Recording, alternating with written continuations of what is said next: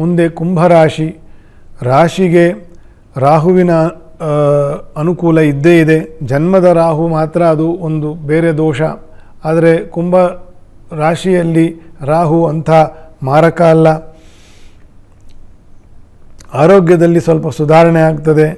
ಪಿತ್ತ ಮತ್ತು ಕಫ ಆಗದೇ ಇರುವಂತೆ ನಿಮ್ಮ ಆಹಾರ ಪದ್ಧತಿ, ನಾನು ಆಗಲೇ ಹೇಳಿದಂತೆ ವ್ಯಾಯಾಮ, ಮೈ ಬೆವರುವಷ್ಟು ಸ್ವಲ್ಪ ವ್ಯಾಯಾಮವನ್ನು ಇಟ್ಟುಕೊಳ್ಬೇಕು ಕುಂಭರಾಶಿಯವರು.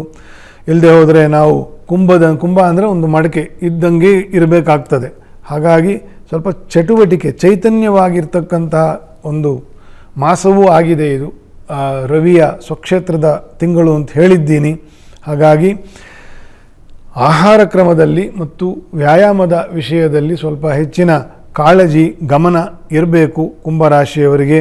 ನೀವು ಕೂಡ ನಾಗಪೂಜೆಗಳು, ನಾಗಕ್ಷೇತ್ರಗಳು, ನಾಗಪ್ರತಿಷ್ಠೆ, ಆಶ್ಲೇಷ ಬಲಿ ಪೂಜೆ,